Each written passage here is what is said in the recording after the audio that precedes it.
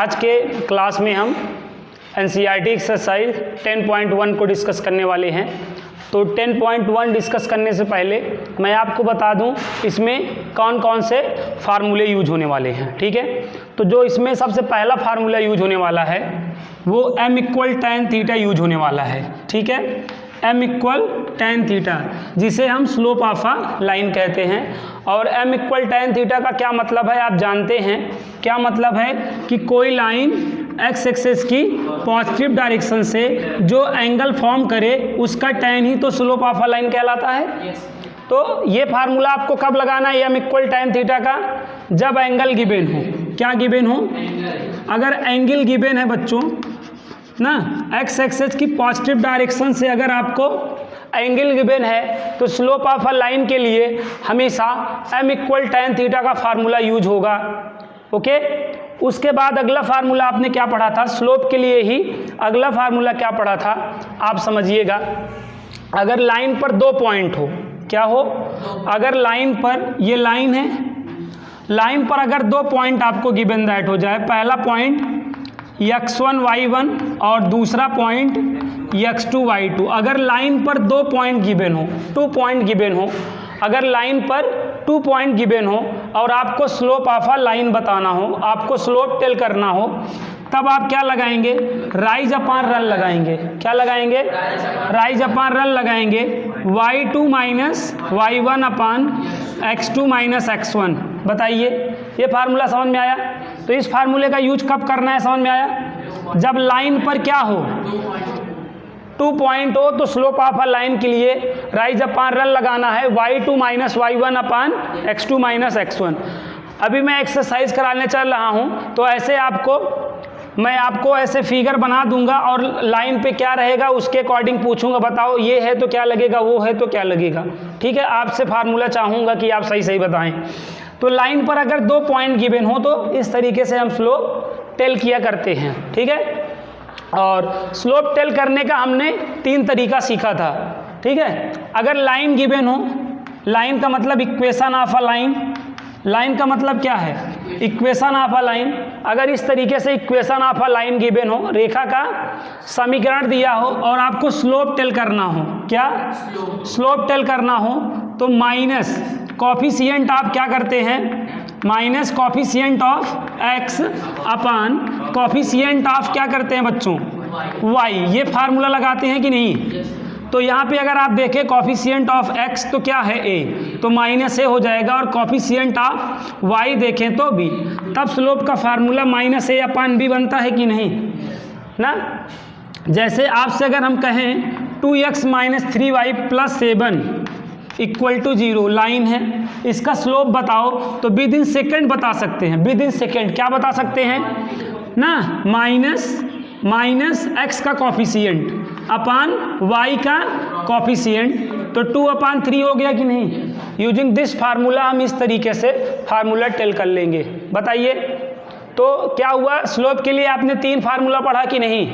Angle given है तो m equal tan theta लगेगा, 2 पॉइंट गिवन है तो राइज अपॉन रन लगेगा, y2 minus y1 upon x2 minus x1 लगेगा। और अगर लाइन गिवन है, line equation of a line given है, तो minus coefficient of x upon coefficient of y। तो इस तरीके से हम स्लोप जो है बता लेंगे। बताइए, यहाँ तक की चीज़ें समझ में आई? ये सब चीज़ें हम लोग ने पढ़ रखा है। जो नहीं पढ़ रखा है आज उसको सारे वीडियो मिल जाएंगे, वो अपना देख के चीज़ों को अच्छे से जान ले, ताकि क्वेश्चन लगाने में कोई समस्या ना आए, कोई प्रॉब्लम ना आए। अब आगे देखते हैं। अगला मैंने बताया था angle between 2 lines. Angle between 2 lines, angle between 2 lines का फार्मूला बताया था आपको ना। एंगल बिटवीन 2 लाइंस का, 2 रेखाओं के बीच के कोण का, 2 रेखाओं के बीच के कोण का फार्मूला होता है tan theta equal m1 minus m2 upon 1 plus m1 m2। Okay, ये एंगल बिटवीन 2 लाइंस का फार्मूला है। एंगल बिटवीन 2 लाइंस, समझ रहे हैं ना बात? जैसे ये 2 लाइनें हैं, एक लाइन ये, दूसरी लाइन ये, इनका बिटवीन एंगल निकालना है, इनका बीच का कोण निकालना है। तो यूजिंग दिस फार्मूला हम ये एंगल टेल कर सकते हैं। समझ में आया? तो कभी भी क्वेश्चन में ये वर्ड मिल जाए एंगल बिटवीन वर्ड मिल जाए, एंगल बिटवीन टू लाइंस मिल जाए, बीच का कोण मिल जाए, एंगल बिटवीन वर्ड मिल जाए, तो आपको ये फार्मूला तुरंत अप्लाई कर देना है, क्वेश्चन आपका सॉल्व हो जाएगा, डन हो जाएगा। ओके, अब यही के बाद हमने आपको केसेस बताए थे ना। अब अगर दो लाइनें पैरेलल हैं, अगर दो लाइनें क्या हैं, पैरेलल, अगर दो लाइनें क्या हैं, पैरेलल, तब उनके स्लोप क्या हो जाया करती है, इक्वल। ये आपकी कंडीशंस होती हैं। अगर दो लाइनें क्या हैं, पैरेलल, तो उनकी स्लोप क्या हुआ करती हैं, इक्वल। और अगर दो लाइनें परपेंडिकुलर हों, अगर दो लाइनें क्या हों, परपेंडिकुलर, तो प्रोडक्ट ऑफ स्लोप क्या होता है, -1। तब उनकी प्रवणताओं का गुणनफल क्या होता है, -1 होता है। ऑलवेज रिमेंबर, इस फार्मूले को आप हमेशा याद रखें। बोलिए, यहाँ तक बात समझ में आ गई। अब आगे यहाँ पे देखें, अगर एक लाइन पर, क्या बच्चों, एक लाइन पर अगर 3 पॉइंट लाइज करें तो कॉलिनियर पॉइंट कहलाता है कि नहीं, संरेख बिंदु कहलाता है। अगर एक लाइन पर 3 पॉइंट हो तो वो कॉलिनियर पॉइंट्स होते हैं, और कॉलिनियर पॉइंट्स की स्लोप क्या हुआ करती हैं, इक्वल हुआ करती हैं। कॉलिनियर पॉइंट होने पर स्लोप इक्वल हो जाएगी। इस कॉन्सेप्ट को आपको मैंने जो वीडियो सेंड किया था प्रीवियस क्लास में, प्रीवियस डे में, तो इस पे मैंने इस कॉन्सेप्ट को बहुत विधिवत ढंग से समझाया था। वीडियो को देखकर आप कॉन्सेप्ट को अच्छे से समझ सकते हैं। एक लाइन पर अगर 3 पॉइंट हैं, एक लाइन पर अगर 3 पॉइंट हैं, तो याद रखिएगा स्लोप क्या होगी, इक्वल होगी। कॉलिनियर पॉइंट होने पर स्लोप क्या होगी, इक्वल होगी। एक तरीका, एक रिजल्ट आपने याद रखा है क्लास 10th में, कि अगर कॉलिनियर पॉइंट से अगर संरेख बिंदु है तो एरिया ऑफ ट्रायंगल क्या हुआ करता है, 0 हुआ करता है। तो वो बात भी सत्य है, अटल सत्य है, ये बात भी अटल सत्य है कि अगर एक लाइन पर 3 पॉइंट है तो उनके स्लोप्स क्या हो जाएंगे, इक्वल हो जाएंगे। ठीक है, तो ये इतने फार्मूले ही 10.1 में यूज होने वाले हैं। ठीक है, तो इतने फार्मूलों से, इतनी कंडीशनों से 10.1 के एक क्वेश्चन आपको सॉल्व हो जाएंगे, कोई दिक्कत नहीं करेगा। अब मैं आपको एक्सरसाइज का पहला क्वेश्चन बताता हूँ, किस तरीके से आप पहले क्वेश्चन को सॉल्व करेंगे। ठीक है, देखिए, आप वीडियो का अच्छे से आनंद तभी ले पाएंगे जैसे 10.1 को आप पहले ही खुद से लगाए रहिए। ठीक है, आज मैं जितना क्वेश्चन करा पा रहा हूँ करा दूंगा ना, और कल आपको जो बचे हुए क्वेश्चन हैं उनको आपको पहले से करे रहना है, और जो इनके एग्जाम्पल्स हैं उनको भी आपको एक बार पहले से ही ट्राई कर लेना है। उसके बाद जो अगली एक्सरसाइज है, बोले तो 10.2, उसको भी ट्राई कर लीजिए, क्योंकि ओवरऑल फार्मूले आपके पास हैं। तो देखिए कौन कौन से क्वेश्चन सॉल्व हो जा रहे हैं। जो नहीं सॉल्व हो पा रहा उस पर अपना टिक लगा लीजिए। तो आपको तो मैं एक क्वेश्चन का वीडियो दूंगा, क्योंकि अगर 20 बच्चे हैं क्लास में तो किसी को 1 वाला नहीं आया, तो किसी को 15 वाला नहीं आया, तो किसी को 2 वाला नहीं आया, तो मुझसे ओवरऑल पूछ सब लेते हैं। इसलिए मैं एक क्वेश्चन का वीडियो बनाऊंगा, एक एग्जाम्पल का वीडियो बनाऊंगा। लेकिन आप जब पहले से लगाए रहेंगे तो आपको पता रहेगा कि भाई 10 क्वेश्चन में से हमारे 8 क्वेश्चन हो गए हैं, हमें 9 और 10 वाला नहीं आया है। तो आप डायरेक्ट क्या करिएगा, 9 और 10 वाला वीडियो देखिएगा, बाकी आपका कंप्लीट हो जाएगा। तो ऐसा आपको तभी एडवांटेज मिलेगा जब आप पहले से लगाए रहेंगे। समझ रहे हैं बात को? तो आइए हम एनसीईआरटी एक्सरसाइज 10.1 का पहला क्वेश्चन समझें। तो 10.1 का जो पहला क्वेश्चन है वो क्या है, सुनिएगा। Draw a quadrilateral in the Cartesian plane whose vertices are, question आप लिख सकते हैं जिनके पास बुक नहीं है। ठीक है, draw a quadrilateral in the Cartesian plane whose vertices are -4, 5, 0,7, 0,7, 5, -5, okay, 5, -5 and 4, -2 ना, और आल्सो फाइंड इट्स एरिया। ठीक है, फर्स्ट ऑफ ऑल क्या करना है बच्चों, क्वाड्रिलेटरल ड्रा करना है। ठीक है, क्वाड्रिलेटरल बोले तो चतुर्भुज बनाना है, चतुर्भुज खींचना है। इन पॉइंटों से फर्स्ट ऑफ ऑल क्या करना है, चतुर्भुज बनाना है और इसका क्षेत्रफल भी बताना है। क्वाड्रिलेटरल ड्रा करिए और साथ में क्या करिए, क्षेत्रफल भी बताइए, एरिया भी बताइए, ठीक है। तो अब आप लोगों से एक एक चीज़ें मैं पूछता हूँ और आप सही सही बताइएगा ना। दीपक तैयार, ये बताएं -4, 5 किस क्वाड्रेंट में लाइज करेगा, किस चतुर्थांश में लाइज करेगा? -4, 5। यस, हाँ बताइए किस क्वाड्रेंट में लाइज करेगा, किस चतुर्थांश में लाइज करेगा? इतना टाइम नहीं है। सेकेंड क्वाड्रेंट में लाइज करेगा। किस क्वाड्रेंट में लाइज करेगा? सेकेंड क्वाड्रेंट में, है ना। आदर्श बताएं ये पॉइंट कहाँ लाइज करेगा? ठीक है, कुणाल बताएं ये 0,7 कहाँ लाइज करेगा? यस, वाई एक्सेस की पॉजिटिव डायरेक्शन पर, वाई एक्सेस की पॉजिटिव डायरेक्शन पर। ओके, ये पॉइंट कहाँ लाइज करेगा? यस, फोर्थ में लाइज करेगा। ये कहाँ लाइज करेगा? फोर्थ में, और वो थर्ड में। जब यही नहीं आता रहेगा तो क्वाड्रिलेटरल क्या खाक बना लोगे? बताओ ना। चलिए अब एक एक देखिए, एक एक बेसिक बात आपको प्रीवियस क्लास में बता चुका हूँ, तो यहाँ मैं हर बात पूछूंगा, ठीक है। वीडियो बना लेने के बाद बाद में आप हमसे मिल के जाइएगा, जो गलत बताए रहेगा उससे हम ज़रूर मिलना चाहेंगे बाद में, ठीक है। यहाँ तक आ गया है बात समझ में? आप सुनो, तो ये सेकंड क्वाड्रेंट में है, तो यहाँ एक पॉइंट ले लो, समझ में आ रहा है? ये क्या है? वाई एक्सेस की पॉजिटिव डायरेक्शन पे ना, तो ये वाई एक्सेस की पॉजिटिव डायरेक्शन ये हो गया, और ये वाला कहाँ है? फोर्थ में, और ये वाला कहाँ है? थर्ड में, यूँ, ठीक है ना। तो ये आपका पॉइंट क्या हो गया? -4, 5। ये आपका 0,7, ये आपका क्या हो गया? -4, -2, और ये 5, -5। बताएं, यहाँ तक आ गया?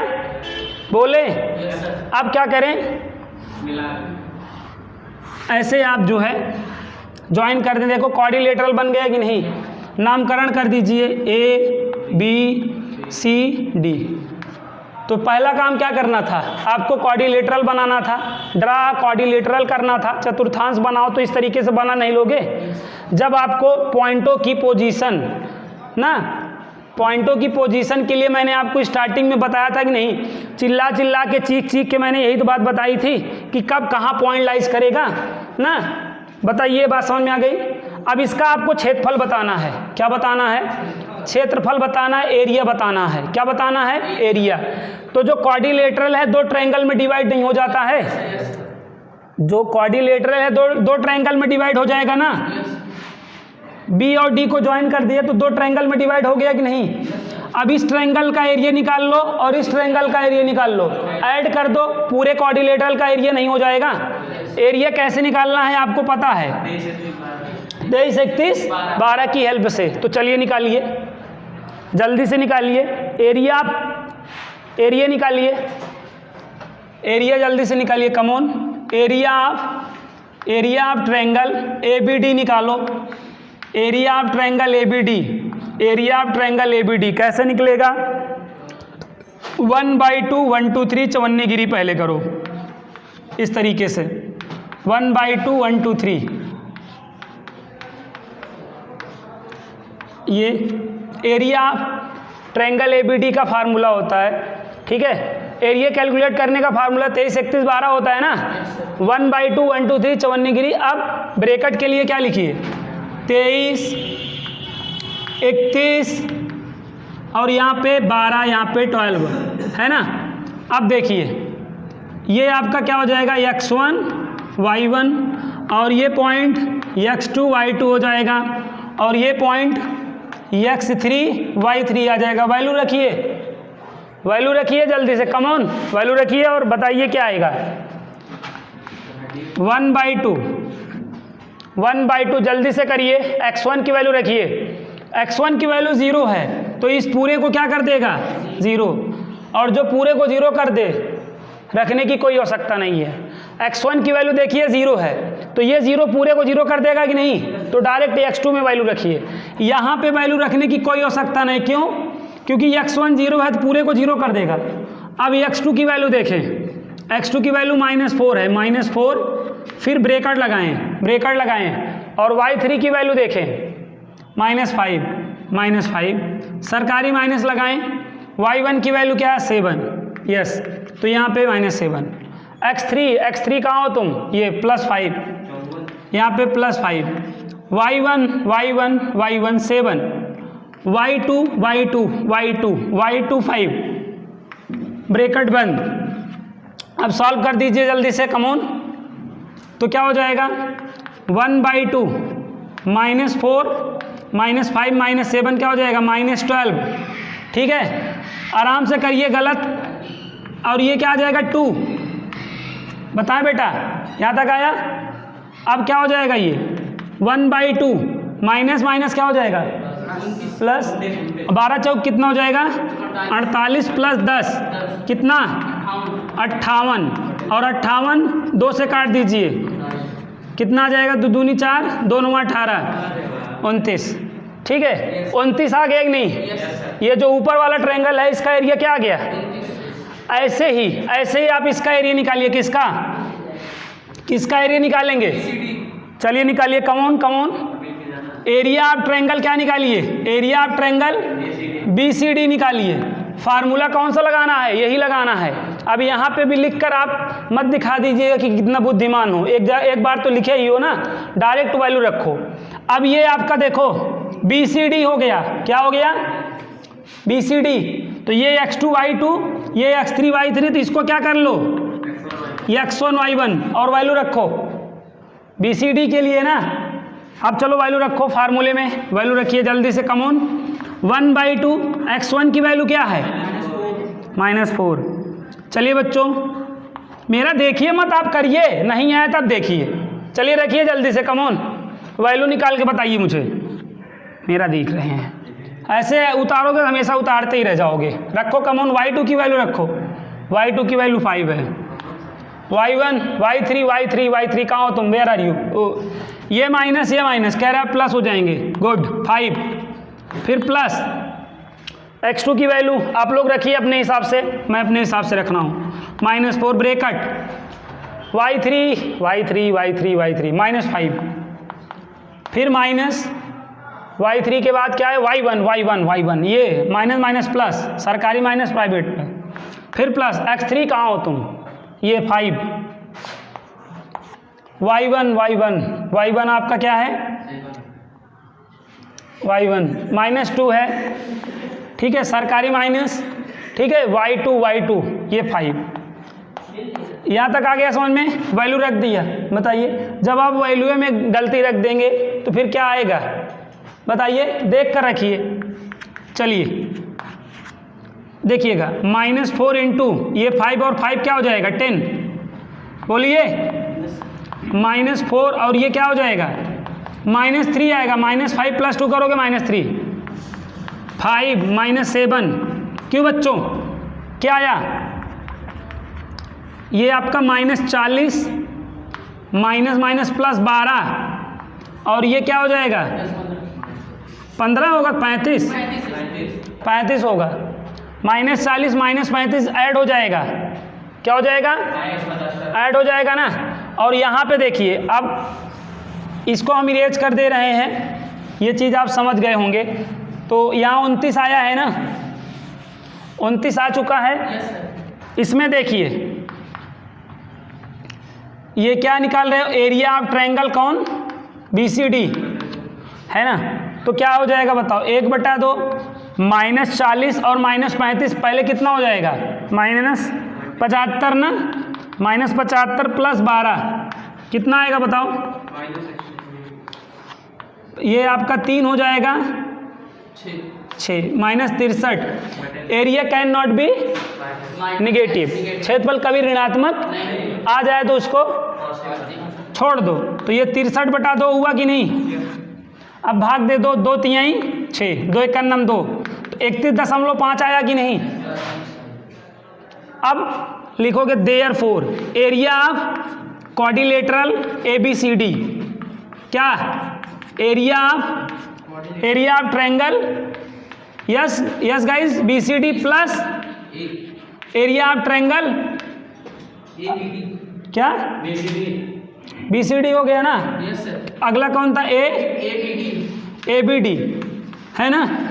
ऐड करिए, कमॉन ऐड करिए, क्या हो जाएगा 31.5 और वो क्या है 29 ना, क्या हो जाएगा, तो 9 1 10, 0.5 तो उतार ही लो, नोट ही कर लो, 9 1 10, 3 2 5 1 60.5, ठीक है। स्क्वायर यूनिट वर्ग इकाई हो गया आंसर। देखिए आ रहा है आंसर कि नहीं, देख के बता दीजिए, आ रहा है ना, नहीं भी आ रहा होता तो मैं अगर कैलकुलेशन सही था तो आना ही था। बोलिए यहाँ तक आ गया बच्चों? तो पहला क्वेश्चन आपको समझ में आ गया है, सभी बच्चे बताएं, पहला क्वेश्चन आ गया, कोई कमी हो तो बता दीजिए। कभी भी आपको एरिया ऑफ क्वाड्रिलेटरल निकालना हो तो 2 ट्रायंगल में डिवाइड कर लो, ठीक है, 23 31 12 से फर्स्ट वाले ट्रायंगल का एरिया निकाल लो और सेकंड वाले का निकाल लो और ऐड कर दो, आपके पूरे क्वाड्रिलेटरल का एरिया हो जाएगा कि नहीं बताओ। चलिए अब नेक्स्ट क्वेश्चन देखते हैं, बात नहीं बच्चों, बात नहीं। आइए अब नेक्स्ट क्वेश्चन समझते हैं, अगला क्वेश्चन समझते हैं, 10.2 का अगला क्वेश्चन समझते हैं। अब एरिया आप क्वाड्रिलेटरल कभी भी निकालना हो तो आपको ऐसे ही निकालना है, वर्टाइसेस गिवन होने पे, शीर्ष दिए होने पर। अब देखिए अगला क्वेश्चन बहुत ही प्यारा क्वेश्चन है, इंपॉर्टेंट क्वेश्चन है। क्या है? The base of an equilateral triangle, ध्यान से समझें सभी बच्चे, the base of an equilateral triangle with the side 2a lies along the y axis, lies along the y axis such that midpoint of the base is the origin. Find the vertices of the triangle. Find the vertices of the triangle. Question समझिएगा, the base of an equilateral triangle with side 2a lies along the y axis. Lies along the y axis. Equilateral triangle का base कहाँ lies कर रहा है बच्चों? y axis पर। Question क्या कह रहा है? क्वेश्चन इज सेइंग दैट कि जो इक्विलेटरल ट्रायंगल है, जो समबाहु त्रिभुज है, जो समबाहु त्रिभुज है, उसका आधार कहाँ पर स्थित है? y एक्सिस पर। अलोंग y एक्सिस बोला है ना, तो y एक्सिस पर अलोंग कर रहा है। और मिड पॉइंट कौन है? और जो है mid point of the base is the, यहाँ पे देखिएगा क्वेश्चन को एक बार पूरा सुनिएगा। The base of an equilateral triangle with side 2a lies along the y axis such that the mid point of the base is at the origin, ठीक है। जो बेस है उसका मिड पॉइंट कहाँ पे है? ओरिजिन पर है। बेस का जो मिड पॉइंट है वो ओरिजिन पे है, तो उसके आपको वर्टाइसेस बताने हैं, ट्रायंगल के, इक्विलेटरल ट्रायंगल के वर्टाइसेस बताने हैं। समझ में आ रहा है बात को? यहाँ पे मैं फिगर बनाने चल रहा हूँ, पिक्चर उसकी बनाने चल रहा हूँ, ध्यान दीजिएगा, ध्यान से पिक्चर को देखिएगा ना, ध्यान समझिएगा क्या है। यहाँ तक चीज़ें समझ में आ गई हैं। इस फैन को आके बंद करिए एक लोग, सेकेंड वाली बटन से बंद होगा। तो यहाँ तक की चीज़ें आप लोगों को समझ में आ गई थी, है ना? यहाँ तक चीज़ें समझ में आ गई थी, हाँ। तो फैन बंद किए हो, क्या किए हो बंद? दूसरी बटन से। हाँ, तो सेकेंड वाली मैं स्टार्टिंग से बोला था ना, और वो स्टार्टिंग से सेकेंड है। चलो यहाँ तक आ गया बच्चों ना। कह रहा है जो इक्विलेटरल ट्रायंगल का क्या है? इक्विलेटरल ट्रायंगल का जो बेस है, इक्विलेटरल ट्रायंगल को क्या बोलते हैं? समबाहु त्रिभुज। समबाहु त्रिभुज का जो आधार है कहाँ पर है? y एक्सिस पर है। कहाँ पर है? यही तो y एक्सिस है, इसी को तो y एक्सिस बोलते हैं। तो इसका आधार कहाँ पर है? कहाँ पर है? y एक्सिस पर। 12th की है 3 से 4 और 5 से 6 है इवनिंग में। ओके, यहाँ तक आया बच्चों। जो इक्विलेटरल ट्रायंगल का बेस है, जो इक्विलेटरल ट्रायंगल का बेस है, जो समबाहु त्रिभुज का बेस है, वो कहाँ लाइज कर रहा है? y एक्सिस पर, ठीक है। और ये ओरिजिन उसका मिड पॉइंट है। ओरिजिन क्या है? ओरिजिन क्या है? मिड पॉइंट है। किसका? हाँ, इक्विलेटरल ट्रायंगल का जो बेस है। तो मैं इसके बेस को क्या बोल दे रहा हूँ? AB। इक्विलेटरल ट्रायंगल का बेस मैं क्या बोल दे रहा हूँ? AB बोल दे रहा हूँ। क्या बोल दे रहा हूँ? AB। और मिड पॉइंट क्या है? हाँ, ओरिजिन जो है यहाँ पे बेस के लिए किसका काम कर रहा है? Mid point. मिड पॉइंट का काम कौन कर रहा है? ओरिजिन। किसके? बेस के लिए। बेस ए बी है ना, तो ये मिड पॉइंट का काम कर रहा है। अगर ये मिड पॉइंट का काम कर रहा है बच्चों, तो ये ओ ए और ओ बी इक्वल नहीं होंगे? इक्वल होंगे ना। अब आपको कह रहा है ना, अब कह रहा है कि अब आप एक देखियो, 2 पॉइंट तो हो गए, एक पॉइंट और होगा ना। क्या होगा? एक पॉइंट और होगा। ट्रायंगल कितने पॉइंट से बनता है? 3। तो 2 ही पॉइंट तो आप यहाँ पे टेकन करे हो। अब जो अगला पॉइंट है वो कहाँ होगा भाई? अगला ही आपको बताना है। तो यहाँ पे सपोज कर लिए, सपोज यहाँ पे होगा। कहाँ पे? एक्स एक्सिस पर। देखिए बात को समझिए, यहाँ पर जो बेस है, ठीक है, कहाँ पर है? वाई एक्सिस पर। तो ये वाई एक्सिस पर लाइज कर रहा है। कौन? इक्विलेटरल ट्रायंगल का बेस। इक्विलेटरल ट्रायंगल के जो 2 वर्टाइसेस हैं वाई एक्सिस पे लाइज कर रहे हैं। तो अगला कहाँ करता होगा? एक्स मिड पॉइंट है ना, समझ रहे हैं ना, मिड पॉइंट है। तो मिड पॉइंट का काम कर रहा है, तो अगला यहाँ पे एक्स एक्सिस पे लाइज करता होगा ना। तो यहाँ पे लाइज कर रहा है, सपोज कर रहा है। नेगेटिव डायरेक्शन नहीं जा सकता है? जा सकता है ना, यहाँ जा सकता है, ये यहाँ जा सकता है। ये तो एक स्थिति है ना। हो सकता है यहाँ हो और हो सकता है यहाँ हो। यहाँ होगा तो भी तो आपका ट्रायंगल कंप्लीट नहीं कर लेगा, ऐसे देखो ना। और यहाँ होगा, कहाँ? डी पे होगा तो भी तो ट्रायंगल आपका कंप्लीट कर लेगा। ये आपका इक्विलेटरल ट्रायंगल है और ये भी आपका इक्विलेटरल ट्रायंगल है। इक्विलेटरल ट्रायंगल में ऑल साइड क्या होती हैं? इक्वल होती हैं। तो ये साइड और ये साइड इक्वल होंगी, ये और ये इक्वल होगी ना। क्लियर है बात? तो जो बेस है वो कितना यूनिट है? देखो क्वेश्चन में 2a है ना। तो ये यहाँ से यहाँ तक कितना है? 2a है। अगर ये मिड पॉइंट है, ये 2a टोटल है। 2a कितना है? a से b तक है। a से b तक कितना दिया है? 2a दिया है ना। तो ये आपका a हुआ कि नहीं? ये o से a तक कितना हुआ? और ये o से b तक कितना हुआ? इसमें तो कोई डाउट नहीं है, क्योंकि ये मिड पॉइंट का काम कर रहा है ना। तो इसको हाफ नहीं कर देगा, इधर है तभी तो 2a। और ये साइड कितनी होगी? ये साइड कितनी होगी? क्यों? क्योंकि इक्विलेटरल ट्रायंगल है ना, तो ऑल साइड इक्वल नहीं होती है। अगर एक 2a है तो सभी 2a होंगी ना। यहाँ तक बात समझ में आई? अब आप देखो, ये आपको ये इतना क्या मालूम है? ये मालूम हो गया, ये मालूम हो गया। अब ये निकालना पड़ेगा कि नहीं? तभी तो आप ये कोऑर्डिनेट बता पाएंगे। बोलिए। तो ये कोऑर्डिनेट बताने के लिए अब आप यहाँ पे ध्यान से देखिएगा। अगर आप ये वाले ट्रायंगल, ये ट्रायंगल दिख रहा है कि नहीं? अगर आप इस वाले ट्रायंगल को ध्यान से देखिएगा, ध्यान से, तो यहाँ राइट एंगल ट्रायंगल बन रहा है। देखिएगा, ये राइट एंगल ट्रायंगल बन रहा है। तो आपको ये हाइपोटेन्यूज और परपेंडिकुलर है, बेस मालूम है ना। तो आप यूजिंग पाइथागोरस थ्योरम परपेंडिकुलर निकाल नहीं लेंगे? नहीं निकाल लेंगे? तो कब निकालेंगे? और क्या, निकालिए जल्दी से, निकालिए जल्दी से। कमॉन बच्चों, कमॉन। तो यहाँ पे क्या हो जाएगा? Using Pythagoras theorem. क्या? Using Pythagoras theorem. तो क्या हो जाएगा बताओ? 2a का होल स्क्वायर इक्वल टू ये हाइपोटेन्यूज का स्क्वायर, कर्ण का स्क्वायर बराबर इक्वल टू लंब। यहाँ पे लंब कौन है? OC का स्क्वायर, और ये स्मॉल a का स्क्वायर। बोले यहाँ तक आया बच्चों? तो ये क्या हो जाएगा? 4a स्क्वायर, और ये प्लस इधर आ जाएगा।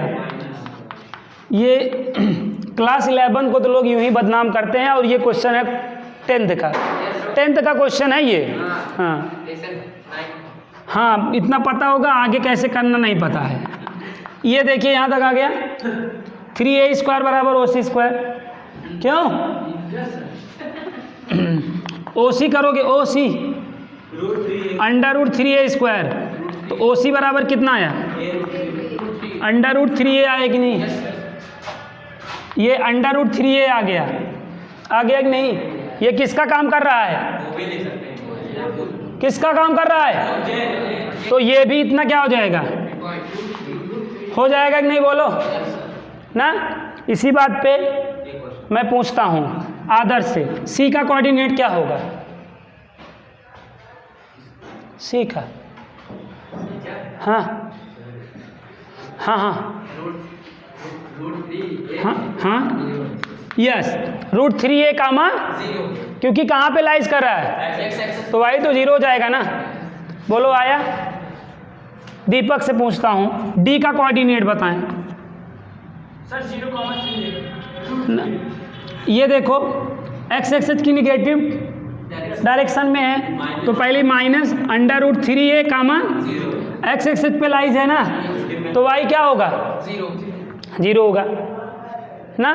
वसु बताएं, ए का कोऑर्डिनेट क्या होगा? ए का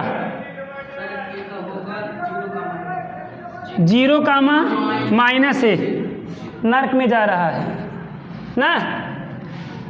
सार्थक बी का बताएं। 0,8 स्वर्ग में जा रहा है, देखो 0 कामा a। तो इस तरीके से वर्टाइसेस सारे बता दिए कि नहीं? देखो आंसर देख लो, और कोई तो नहीं आ रहा है? मैच करते चलो। समझ में आ गया कि नहीं बच्चों? ये क्वेश्चन आ गया हाई स्कूल का क्वेश्चन, ये भी था, इसके पहले वाला भी हाई स्कूल का था, मैंने कहा रिवाइज करा दूं। बताओ, 2 ऑलरेडी वाई के अलोंग है ना, तो अगला भी किसी के अलोंग होगा। समझ गए बात को कि नहीं? तो ये क्वेश्चन आप कर लोगे दोबारा, नेक्स्ट टाइम लगा लोगे, कोई प्रॉब्लम नहीं? कोई प्रॉब्लम नहीं है ना? तो आज के लिए इतना करते हैं, क्योंकि अगला क्वेश्चन बहुत ही इंपॉर्टेंट है।